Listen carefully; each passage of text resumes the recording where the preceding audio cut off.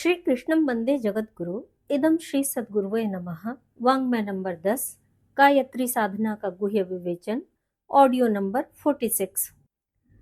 पिछले ऑडियो में गुरुदेव ने बताया कि सच्चा आनंद, शांति और ईश्वर का अनुभव बाहरी वस्तुओं, इच्छाओं और परिस्थितियों में नहीं, बल्कि अपने भीतर सत्य को पहचानने में है।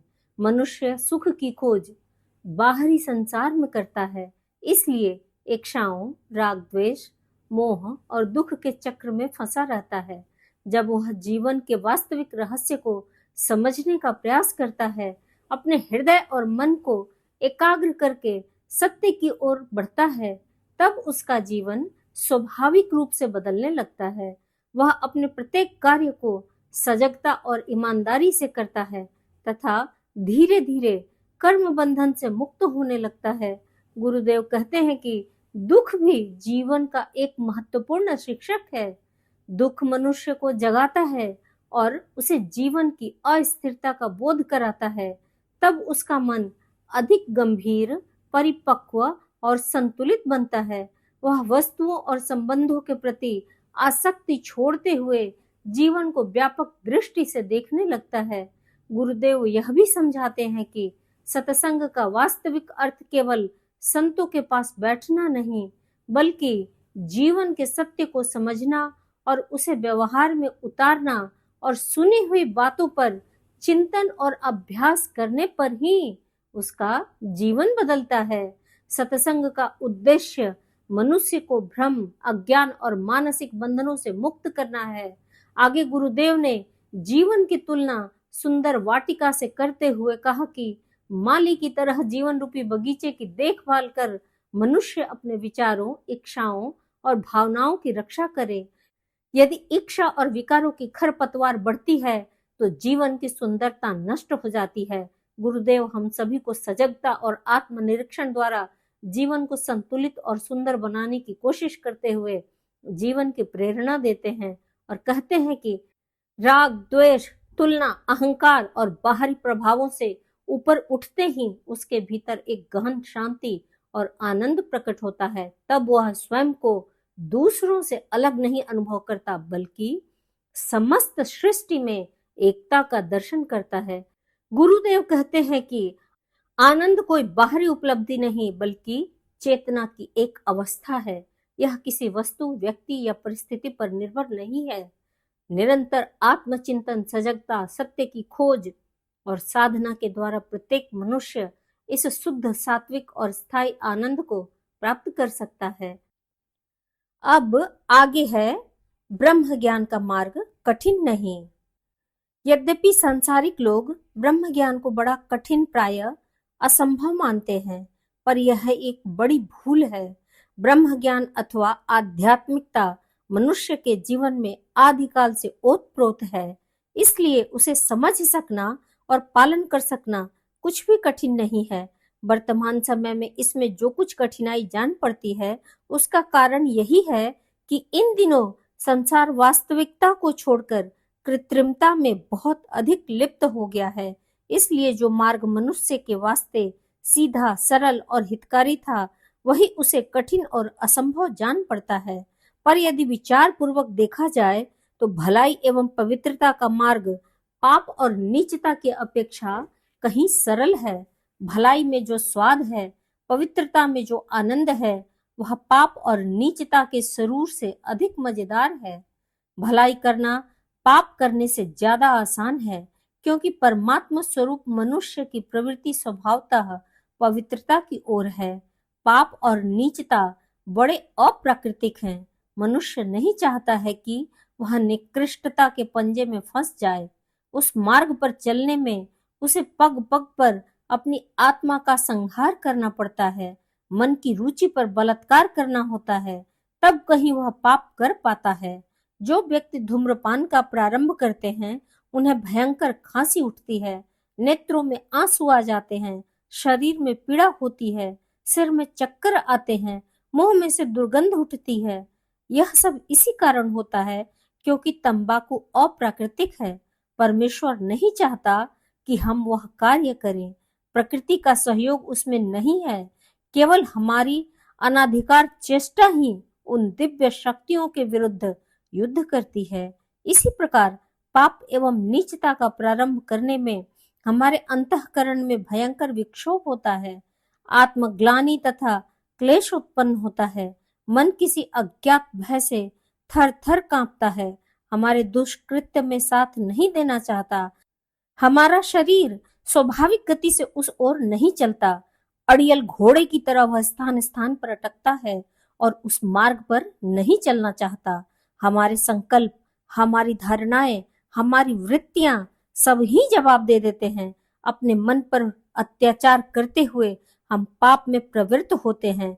बार बार उसी की आवृत्ति करते रहने से हमारी पवित्र आकांक्षाएं मृत प्रायः हो जाती हैं। जिस प्रकार जानते बूझते हम अफीम, शराब, तंबाकू तथा अनेक विषैले पदार्थों के अभ्यस्त हो जाते हैं तथा हमें उनकी कड़वाहट भी प्रतीत नहीं होती, उसी प्रकार अभ्यस्त हो जाने पर हमें पाप और नीचता करते हुए ग्लानि का अनुभव नहीं होता। कालांतर में हम पक्के पापी हो जाते हैं। परमात्मा को अपने अंदर से कार्य करने दीजिए। आदि प्रभु की जो इच्छा है उसी के अनुसार चलने के लिए अपने आप को विवश कीजिए। परमात्मा को स्वयं अपनी मर्जी के अनुसार चलने को मजबूर न कीजिए। तुम्हारी इच्छा एक होनी चाहिए। तुम वही सर्वशक्तिमान परमात्मा हो जिसने तमाम जगत को अपनी पवित्रता प्रदान की है और अणु अणु में वही उत्कृष्ट तत्व ओतप्रोत कर दिया है जो सत्य है, सुंदर है तथा सर्वत्र शिव है। आत्मनिरीक्षण द्वारा मालूम कीजिए कि कितने अंशों में तुम ईश्वरेच्छा के अनुगामी बने हो। तुम्हारे कितने कार्य परमात्मा के लिए होते हैं। कितनी देर तुम स्व की पूर्ति में व्यतीत करते हो। कितनी देर तुम पूजा उपासना में लगाते हो। तुम्हारे विभिन्न अंगों का क्या अभिप्राय है, वे किस आशय से बनाए गए हैं। तुम्हारे नेत्रों का कार्य पवित्र से पवित्र वस्तुओं का दर्शन होना चाहिए। तुम कुरूपता में भी भव्यता खोज निकालो। प्रतिकूलता में भी सहायक तत्वों के दर्शन करते रहो। कठिन से कठिन और विषम से विषम परिस्थिति में भी विचलित न हो। तुम्हारे पांव तीव्र आंधी पानी में भी स्थिर रहे। तुम्हारे हृदय में पवित्रता की गर्मी हो, शरीर में उत्साह हो, परमेश्वर का तेज अंग प्रत्यंग से झलकता हो। आत्मबंधुओं, हमारा इस संसार से कोई संबंध नहीं है। हम सत्य, चित्त, आनंद, विशुद्ध परम पदार्थ आत्मा है। संसार और सांसारिक संबंध खिलौने मात्र हैं। अक्सर हम कहा करते हैं कि अमुक व्यक्ति हमारा शत्रु है, अमुक हमारा मित्र है, अमुक हमारा पिता है, अमुक हमारा पुत्र है, किंतु वास्तव में न कोई शत्रु है, न मित्र, न पिता है, न पुत्र। हम सब साक्षात पर ब्रह्म पदार्थ हैं। हमारा संसार के क्षुद्र झगड़ों से कोई संबंध नहीं है। सुख दुख, छाया तथा उजाला है जो आया जाया करता है। हमारी आंतरिक शांति भंग नहीं होनी चाहिए। हम संसार से बहुत ऊंचे हैं। जैसे वायुयान में बैठकर आकाश में विहार करने वाले संसार की प्रत्येक वस्तु, घर बार, मनुष्य, पशु, वृक्षादि छोटे छोटे प्रतीत होते हैं, उसी प्रकार आत्मस्वरूप का प्रकाश करने वाले साधक को सांसारिक पदार्थ मिथ्या प्रतीत होते हैं। वह उससे बहुत ऊंचा उठ जाता है, माया मोह के चक्र में नहीं फंसता। उसे दिव्य ज्ञान वह प्रकाश प्रदान करता है जिसकी रोशनी में उसे भव्यता, पवित्रता तथा वास्तविक सत्यता के दर्शन होते हैं। आप संसार के साथ जुदा ही रहकर आत्म ज्योति का प्रकाश कर सकें, ऐसी बात नहीं है। संसार के थपेड़े सहकर भी आप भली भांति दिव्यता प्राप्त कर सकते हैं। घर गृहस्थ के अनेक उत्तरदायित्वों का पालन करते हुए भी आप सहर्ष अपने भीतर से परमात्मा तत्व को प्रकाशित कर सकते हैं। आप यह मानकर प्रत्येक कार्य को कीजिए कि आप परमात्मा हैं, उसी के अंग हैं। आप में ज्ञान, सत्य, प्रेम भरा पड़ा है और आप नित्य प्रति के जीवन में उन्हीं तत्वों का प्रकाश कर रहे हैं। आप सर्वत्र प्रेम, दिव्यता एवं शांति का ही दर्शन करते हैं। आपकी दृष्टि केवल भव्य तत्वों के चिंतन में ही लगती है। आप पवित्र शब्दों का ही उच्चारण करते हैं और मनो मंदिर में सदा सर्वदा पवित्र संकल्पों को ही स्थान देते हैं।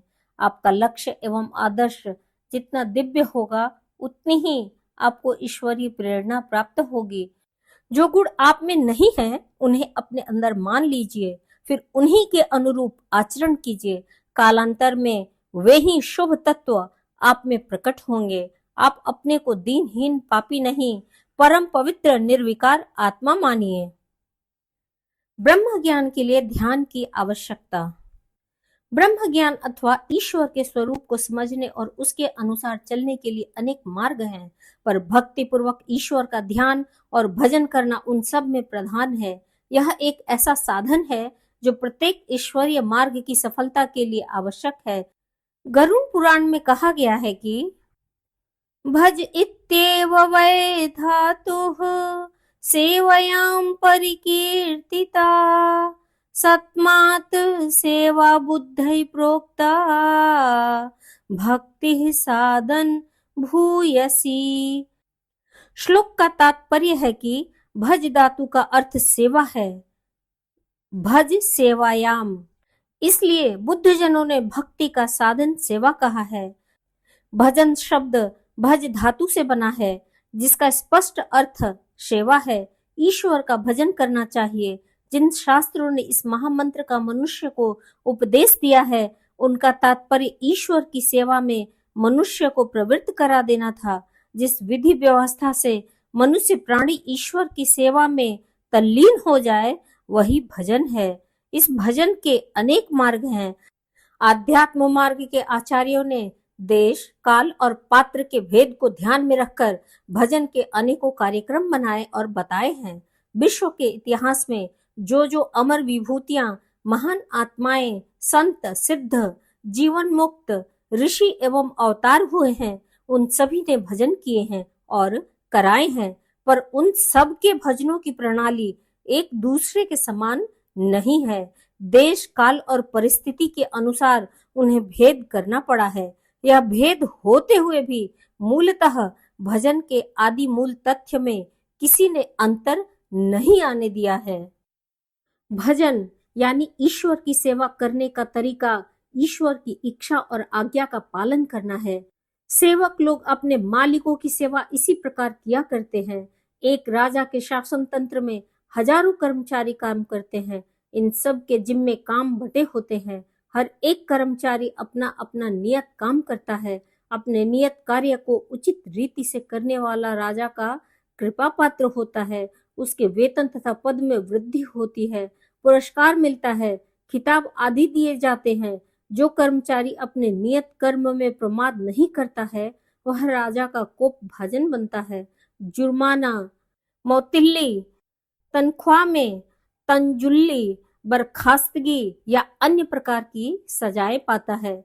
इन नियुक्त कर्मचारियों की सेवा का उचित स्थान उन्हीं कार्यों में है जो उनके लिए नियत है। रसोइये, मेहतर, पंखा झलने वाले कहार, धोबी, चौकीदार, चारण, नाई आदि सेवक भी राजा के यहाँ रहते हैं। वे भी अपना नियत काम करते हैं, परंतु इन छोटे कर्मचारियों में से कोई ऐसा नहीं सोचता कि राजा की सर्वोपरि कृपा हमारे ही ऊपर है। बात ठीक भी है। राजा के अभिष्ट उद्देश्य को सुव्यवस्थित रखने वाले राजमंत्री, सेनापति, अर्थमंत्री, व्यवस्थापक, न्यायाध्यक्ष आदि उच्च कर्मचारी जितना आदर, वेतन और आत्मभाव प्राप्त करते हैं, बेचारे मेहतर, रसोई आदि को वह जीवन भर स्वप्न में भी प्राप्त नहीं होता। राज्य के समस्त कर्मचारी यदि अपने नियत कार्यों में अरुचि प्रकट करते हुए राजा के रसोइये, मेहतर, कहार, धोबी, चारण आदि बनने के लिए दौड़ पड़े, तो राजा को इससे तनिक भी प्रसन्नता और सुविधा न होगी।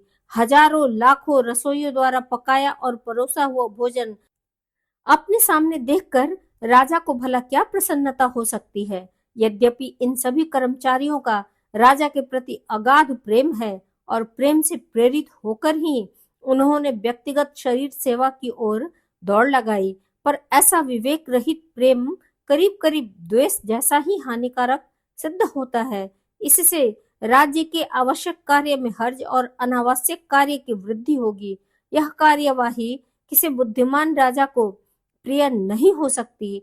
ईश्वर राजाओं का महाराज है, हम सब उसके राज्य के कर्मचारी हैं। सबके लिए नियत कर्म उपस्थित है।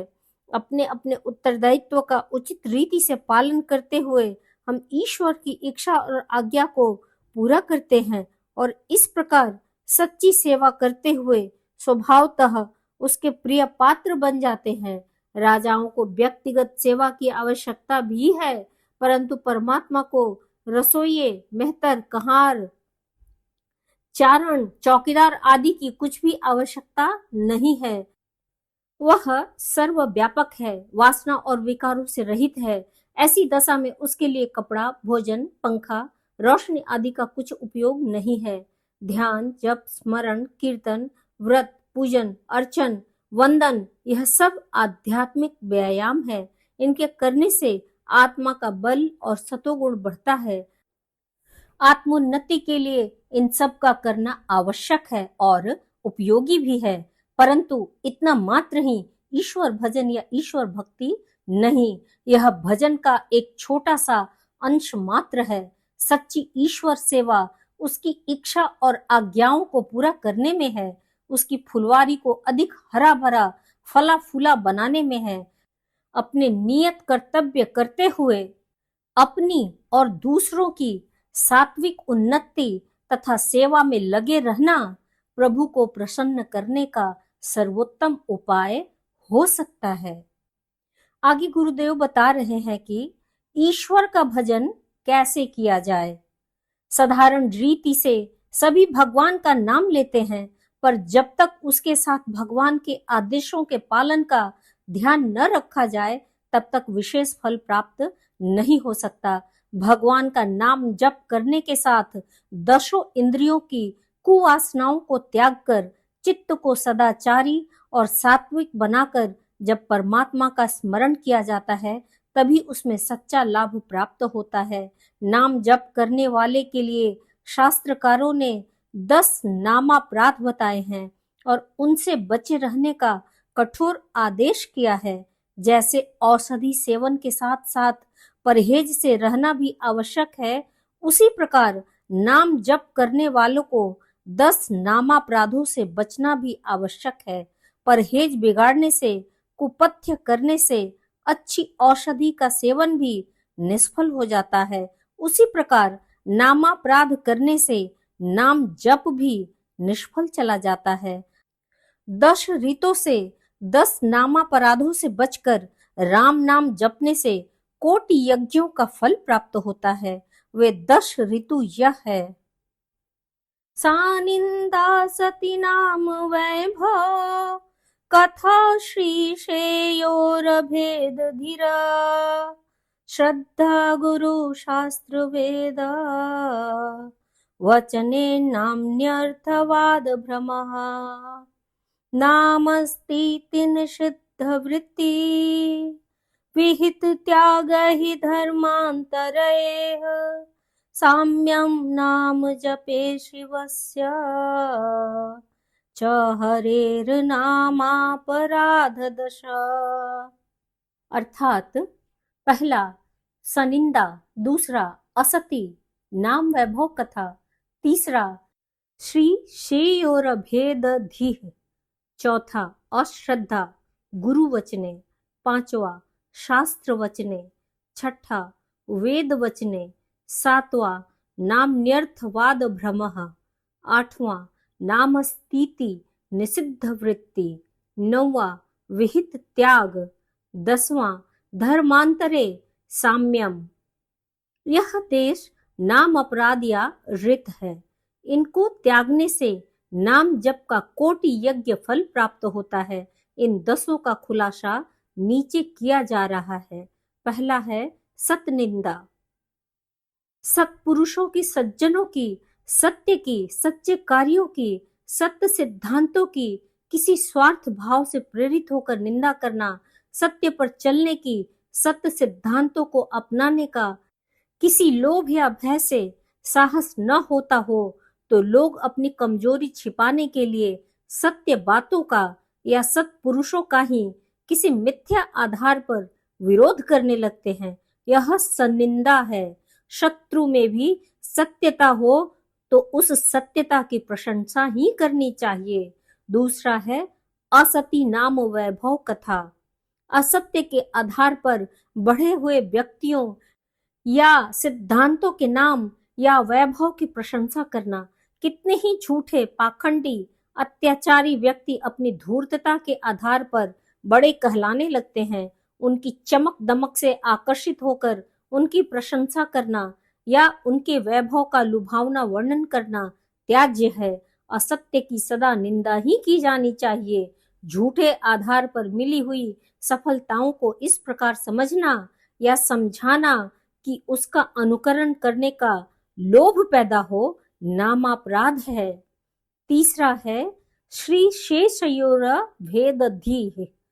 विष्णु, महादेव और देवताओं में भेद बुद्धि रखना, उन्हें अलग अलग मानना, एक ही सर्वव्यापक सत्ता की विभिन्न शक्तियों के नाम ही देवता कहलाते हैं। वस्तुतः परमात्मा ही एक देव है। अनेक देवों के अस्तित्व के भ्रम में पड़ना नाम जप करने वालों के लिए उचित नहीं।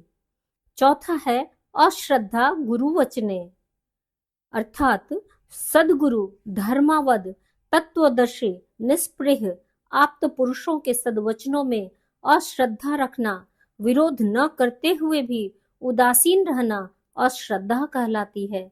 सदगुरुओं के लोक हितकारी सदवचनों में श्रद्धा रखनी चाहिए। पांचवा है अश्रद्धा शास्त्र वचने, शास्त्र के वचनों में अश्रद्धा रखना। यूं तो कितनी ही पुस्तकें सांप्रदायिक, परस्पर विरोधी और असंगत बातों से भरी रहने पर भी शास्त्र कहलाती है, पर वास्तविक शास्त्र वह है जो सत्यता, लोकहित, कर्तव्य परायणता और सदाचार का समर्थन करता हो। इस कसौटी पर जो ज्ञान खरे सोने के समान ठीक उतरता हो वह शास्त्र है। ऐसे शास्त्रों के वचनों पर अश्रद्धा नहीं करनी चाहिए। छठा है अश्रद्धा वेद वचने, अर्थात वेद वाक्य में अश्रद्धा रखना। वेद ज्ञान को कहते हैं। ज्ञानपूर्ण सद्बुद्धि सम्मत वचनों में अश्रद्धा नहीं करनी चाहिए। वेद सत्य ज्ञान के आधार होने के कारण श्रद्धा करने योग्य हैं। सातवां है नाम्न्यर्थवाद भ्रमः, अर्थात नाम के अर्थवाद में भ्रम करना। ईश्वर के अनेक नामों के अर्थ में जो भिन्नता है उसके कारण भ्रम में नहीं पड़ना चाहिए। गोपाल, मुरलीधर, यशोदानंदन, राम, रघुनंदन, दीनबंधु, अल्लाह, गॉड आदि नामों के शब्दार्थ पृथक पृथक हैं। इन अर्थों से तत्व के अलग अलग होने का भ्रम होता है, यह ठीक नहीं। सब नाम उस एक परमात्मा के हैं, इसलिए परमात्मा के संबंध में किसी की पृथकता के भ्रम में नहीं पड़ना चाहिए। आठवां है नामास्तीति निषिद्ध वृत्ति, अर्थात नाम तो है ही, फिर अन्य बातों की क्या जरूरत। ऐसी निषिद्ध वृत्ति, ईश्वर का नाम उच्चारण करने मात्र से सब पाप कट जाएंगे, इसलिए पाप करने में कुछ हर्ज नहीं, ऐसे कितने ही लोग सोचते हैं। दिन रात कुविचारों में और कुकर्मों में लगे रहते हैं। उनके फल से बचने का सहज नुस्खा खोजते हैं कि 2-4 बार राम नाम जबान से कह दिया जाए, बस बेड़ा पार हो गया, सारे पाप नष्ट हो गए। यह भारी अज्ञान है। परमात्मा निष्पक्ष सच्चा न्यायाधीश है। वह खुशामद करने वालों के न तो पाप माफ करता है और न बिना खुशामद करने वालों के पुण्यों को रद्द करता है। कर्मों का यथा योग्य फल देना उसका सुदृढ़ नियम है। इसलिए आत्मबल वृद्धि के लिए नाम स्मरण करते हुए भी यही आशा करनी चाहिए कि परमात्मा हमारे भले बुरे कर्मों का यथा योग्य फल अवश्य देगा।